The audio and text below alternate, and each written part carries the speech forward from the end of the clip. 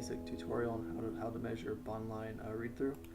So first thing I do is I open up my test image. This is one we took with our device a few days ago.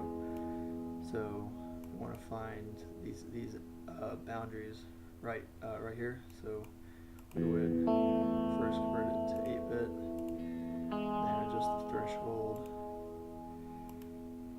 So you can easily see them now, but they're kind of jagged, so we can reduce the noise by using a few simple commands. And I found these parameters work after a bunch of testing, but yeah, they should be good. So it's nice and smooth now. So now we want to find the exact edges. So there's a command for that. It's kind of choppy, so we smooth them out.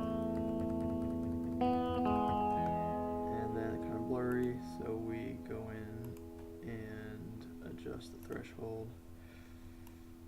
About there. So now we want to open our original image again. And we can combine the two. See that now after I fix this really quick,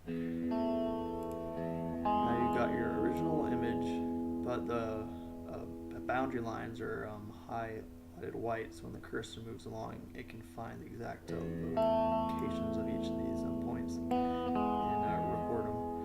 So now we need to have a boundary from where the cursor would go, because if it went over the entire image right here, it'd take a long time. So we need to reduce it by telling it where to go through.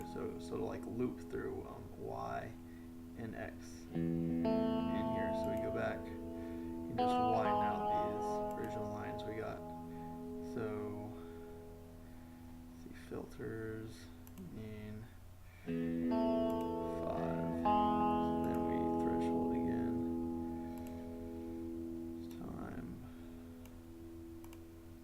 5. Would work for that. We've got wider lines, and then we can do analyze particles, set it to outlines, add to manager, and this will give you boundary regions. So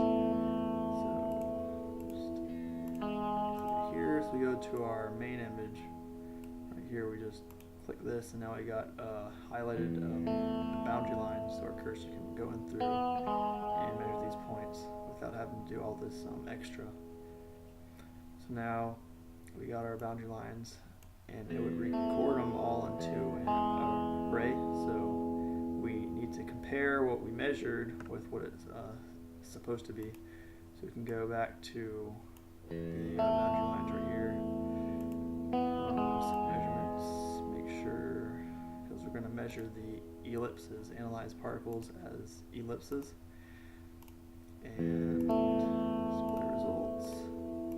So we get two ellipses. They're kind of long, so you can't really tell them from this image right here. But according to the results, you would get an X and Y, 2 terms, and the major and minor axes.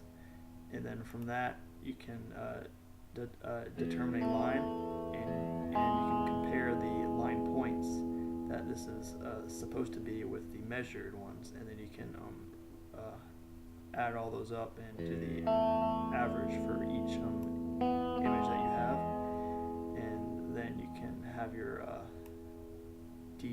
then you can have your average bond line read through, and that would be the deviation and the pixel count, and then we just convert that to 1 through 10 using a number that we have tested. And yeah, that should be it. Thank you.